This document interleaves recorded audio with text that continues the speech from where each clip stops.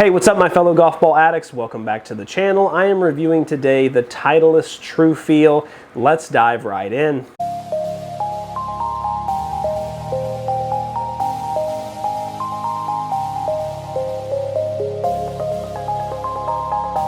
Guys, as always, if you love unbiased golf ball content, you've come to the right place. We would love to have you a part of this community. I appreciate all the likes, the comments, the subscribes. The channel's been doing really well lately, and I couldn't do it without you guys. I really do appreciate everything you do for the channel. And if you do like this content, you want to see more of it, we also do have a membership that just starts at $1 a month, and so we appreciate our members as well. The Titleist TruFeel is a golf ball that, well, I'll just be real. It's actually my favorite Titleist golf ball. I always find Titleist to be overpriced in a lot of things they do. Now, I understand they are a golf ball that is made in the USA, and that's why a lot of people really like them. It's a good USA-made product, and there's a lot of Americans who want to keep, the economy good in the USA, and that makes sense, and I understand. And so sometimes when stuff is made in the USA, we do have to pay a little bit more. That's understandable.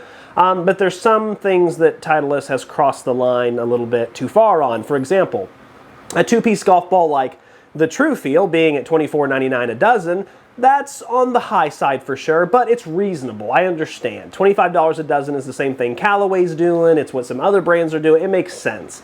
The $29.99 two-piece Velocity, although a great ball, don't get me wrong, it's starting to feel like that is a little overpriced. I mean, most of you would not pay $30 for a two-piece golf ball. If it wasn't a Titleist, you definitely wouldn't. And then when we get into the TourSoft, which is, as far as I'm concerned, an abomination just because of the price point, another two-piece golf ball for $40 a dozen, and that's just absolutely outrageous. And again, a lot of you, if I told you Callaway made a two-piece golf ball for $40 a dozen, none of you would buy it. It's just that Titleist name. And so Titleist kind of does carry their name around and throw their weight around with that, and that's understood. They have an incredible marketing process, they have an incredible manufacturing process, and they kind of know what they're doing. They've built up a reputation, and they're using it to their advantage. But let's dive into this new TruFeel model. They've come out with some new design features of it, such as this new True cover, this TruFlex cover 3.0. I'm really excited to see if that actually does any better. We've seen some really great advancements in technology over the last few years from two-piece golf balls. So they're now spinning a lot more, they're grabbing greens, and this is a golf ball that just off the rip does feel like it has a decent level of polyurethane around the outside. So I think it actually could stick a green pretty well. But let's go ahead and dive into the design of this golf ball. Let's look at the front here. Now this comes in two colors. It comes in a white and it comes in a yellow. I have the yellow version in my hand. First of all, if we look at the Titleist logo, yeah, I mean, that's an amazing logo. It's the cursive, the italicized, it's iconic. I love it a lot. I love seeing it there. This has a red tube below that kind of indicates that it's a TruFeel. Now, the previous version, the 22, did look and feel like it was kind of cheap. When I looked at that coating, it definitely had a plastic, cheap level of look to it. Not the case here. They have improved this. It doesn't look like a Pro V1. It doesn't feel like a Pro V1. It's not supposed to. It's half the price, more than half the price. But it actually is a big step up. It's an improvement. It actually does have a nice shine to it. It's got some glitter in there. It makes it look premium. Feeling it, it does feel like it has kind of a thin coating of the polyurethane on there, but it does feel kind of sticky. It actually feels like something like a value budget three-piece golf ball would feel like, even though it's not that. So really good design there. If we look on the side here, this is the alignment tool, which I'm not a big fan of. I don't like how the small line goes into two big lines and then they have TruFeel. It's difficult when you're actually out there and you're trying to line it up. The red off of the yellow actually looks phenomenal. The red off the white, not as great, but that does have some pop, but I wish it was just a line. I actually wish they would take the alignment tool from the TourSoft, that's what that looks like right there. If they put that on this thing but made it red, that would be killer. I mean, that would be 10 out of 10 awesome. All right, let's get out to the chipping and putting green and let's see how it does around there.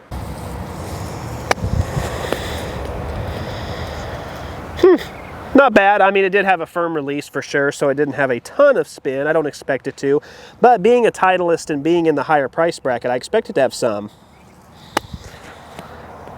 There we go. Okay, got a little bass effect. Not bad. Not overly egregious either. Let's run that back. So it does have a firm release, but it definitely has some spin. When it hits the green, it definitely has some chug and some pullback, which I really like. So, I mean, I would call this around like the 35–40%. It's actually pretty good for a two-piece ball. Yeah, even that, when I hit a nice little low spinner there, couldn't get it to stop on a dime. I mean, it did have that chug though, so it's better than most two-piece golf balls, but not as good. It's not a replacement for your three-piece urethane tour or anything like that. All right, real quick, I do want to try to get one to go left real quick. Okay, no, I didn't see it. Let me try a cut now. So one problem I had with the 2022 Titleist TruFeel was it had too much left and right spin. It had some bass effect, which is where it kind of hits and kind of does a little bit of this, jumping around. Didn't care for that at all, but they have improved on this a ton with this new, you know, TruFlex cover 3.0, whatever it is. But it actually does work pretty well. Now, I think they did take some of the spin out of it, just a smidge, but that's okay, because what they did was they took away that inconsistent jump and just, you know, bite that wasn't necessary, and now they've gotten it to a nice, consistent, little bit of chug, but nice firm release toward the target. So I think that's a really good change. I think that's going to help a lot of beginner and intermediate golfers. It feels nice and soft. It has a real buttery feel off of the club, which is also really nice, and the click's not too loud either. It's kind of more of a soft, muted, as you can hear from when I was chipping. It's just not that loud. Nice, thick, heavy. Let's see what we're working with here. I do expect this golf ball to perform well putter side because, well, it's a Titleist. Huh. Okay. Had some chug effect there. I'm not a big fan of that. Let's try it again. There we go. Okay, never mind. Really good. Yeah, very soft, very buttery. I mean, off the face, the feel is just like, it feels like a Titleist. Now, it doesn't feel as good as a Pro V1. It doesn't feel as good as a Max Flat. But that's understandable. You know, those are tour golf balls. You know, they're a premium price for a reason. But this is a good second tier. This is a good second place, you know, kind of tier when you're talking about S tier, A tier. It would be in that A tier for sure. So I really like that. Let's go ahead and one more time, validate it. Yeah, you know, I think the 22 model had a little bit more of a consistent roll, unfortunately. I'm getting a lot of chug effect with this. I love the feel. I love the feel and how it comes off the club and how, you know, it feels in the hands, but I don't like the chug effect. The true roll's only like at a 7 out of 10, unfortunately.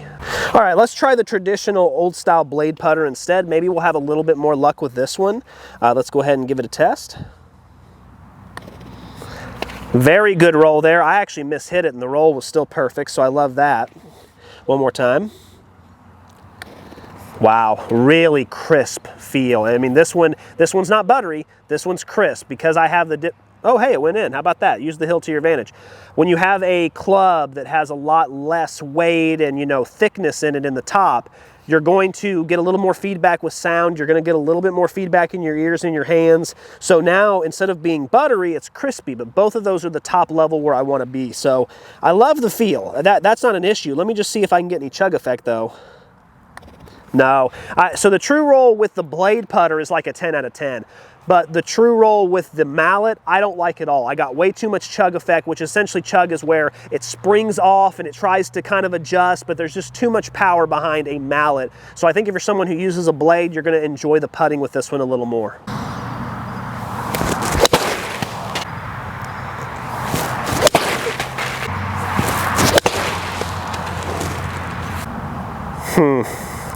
You know, is it a bad feeling golf ball? No, it feels pretty decent. I give it like a 3.5 out of 5. You know, maybe we'll bump it up to a 4 to be nice.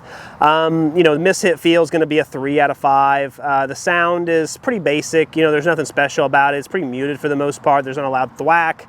There's no really sweet sound when you hit it just right. What I'm really most disappointed in is not the feel. Like, not the feel. It's not bad. Seriously, it isn't. It's just, and this is all, you know, relative and personal opinion anyway, but I really liked the 22 TruFeel feel a lot better, you know, because it was a 5 out of 5 for me. When I hit it, it had this rocketness off to it. I mean, it really absorbed into the club, and I felt it in the hands, and it just popped. Not a ton, not like ridiculous like a Wright and Ditson, but it had a little pop, and I liked it. And then when you mishit it, it kind of lets you know in the feedback, but it still felt pretty good. This is just like a step down from that. It's not bad. Again, we went from a 5 out of 5 to a 4 out of 5, but I just miss it, you know, because I just got done testing the 22 the other day and I was really excited. You know, I had joy on my face. Every time I hit it, I'd be like, now see, I'm like, that's what a Titleist golf ball should feel like. And this one, I'm like, that's what a golf ball should feel like. You know, I don't know, it's a step down, and so I'm a little disappointed. All right, so let's talk some data now. Let's start, of course, with the 50-yard pitch. This is an RPM backspin. Let's go ahead. 8150 is what we're looking at from the Titleist TruFeel, and that is very, very respectable for a two-piece golf ball. You know, right now about 8100 is my average, so it's just slightly above my average.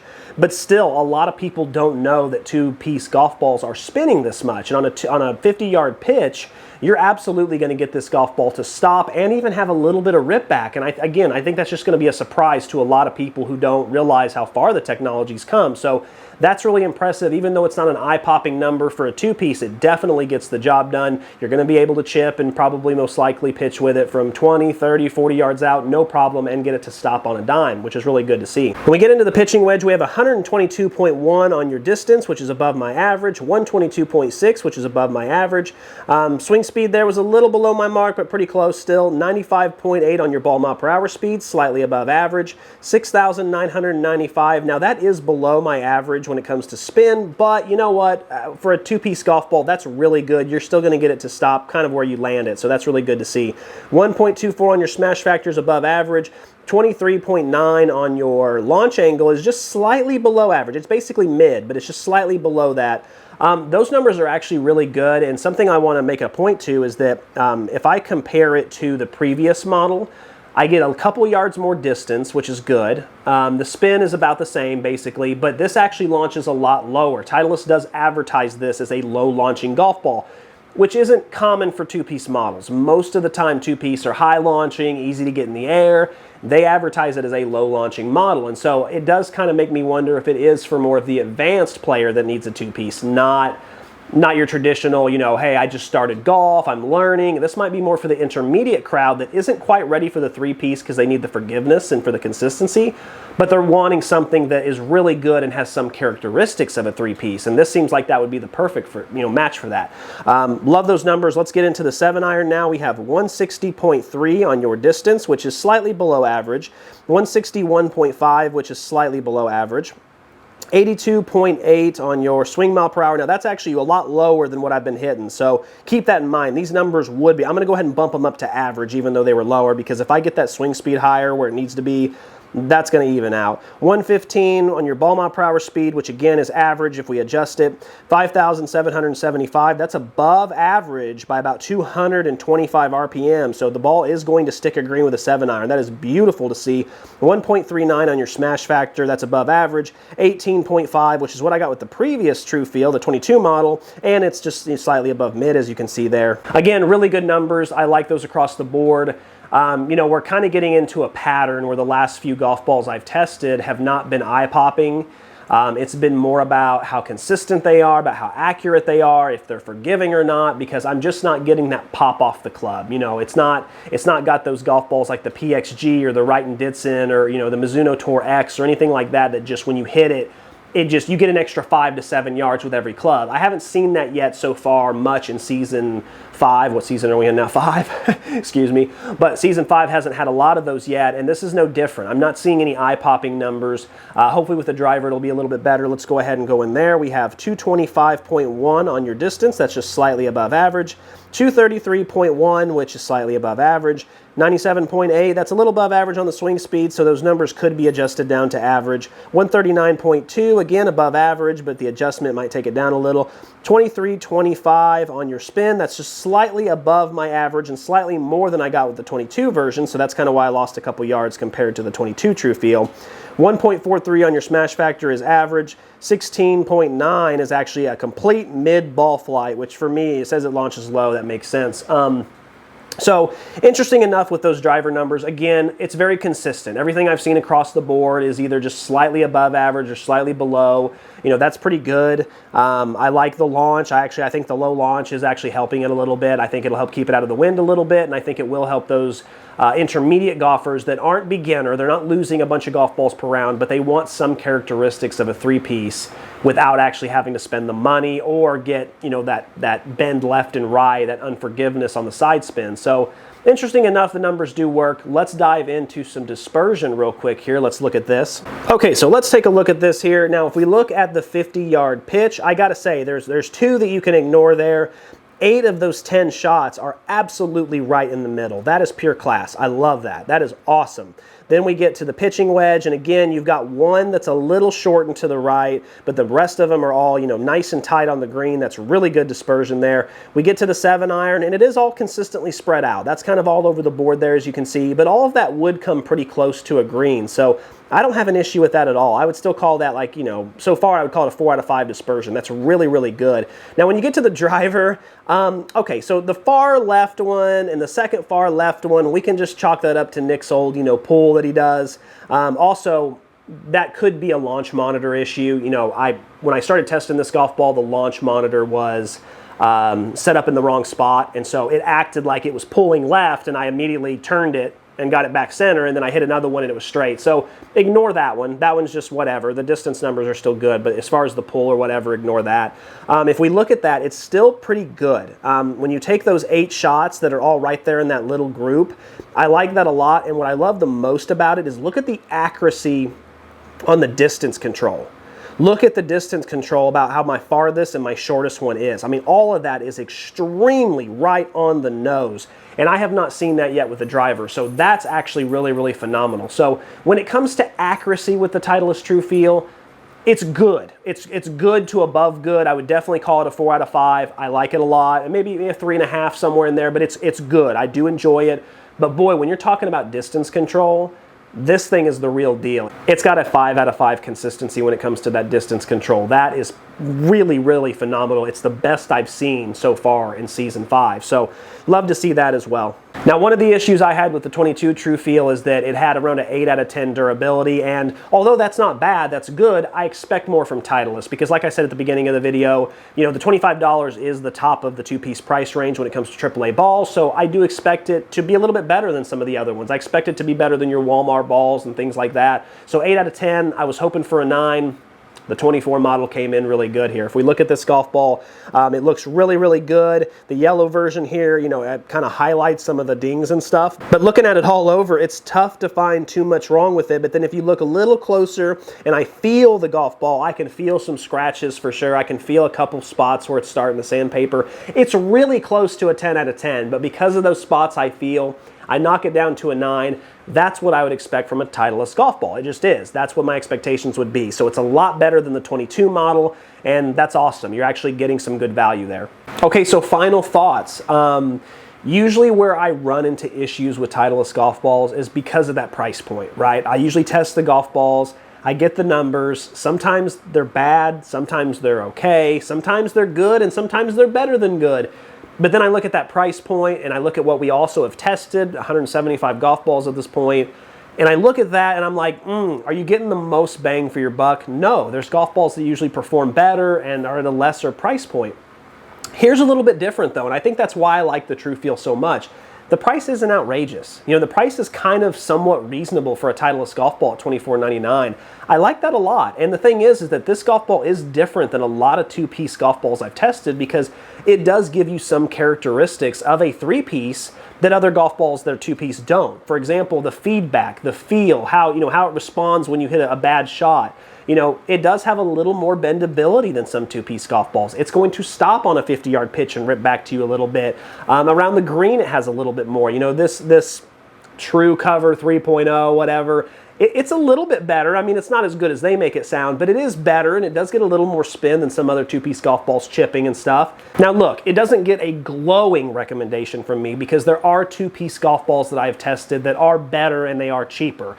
But if you're someone who is a Titleist loyalist, or you do want something that's made in the USA, or you do trust that Titleist quality, this is actually a really interesting golf ball. If you're someone who isn't quite ready for a 3-piece yet, but you're an intermediate and you still want the forgiveness of not going out of bounds, but you want some of those characteristics like I talked about, this is a great model to try out. You might like it. But also keep in mind that the Pinnacle Rush is a golf ball made by Titleist. It's a USA ball, and I found it to be a lot better performing, so there's that too. Really, the only thing negative I have to say is that I wish they had kept the feel from the previous model. The feel from the previous model was amazing, and I just don't like this one as much. This one's still great. It's just a small step down.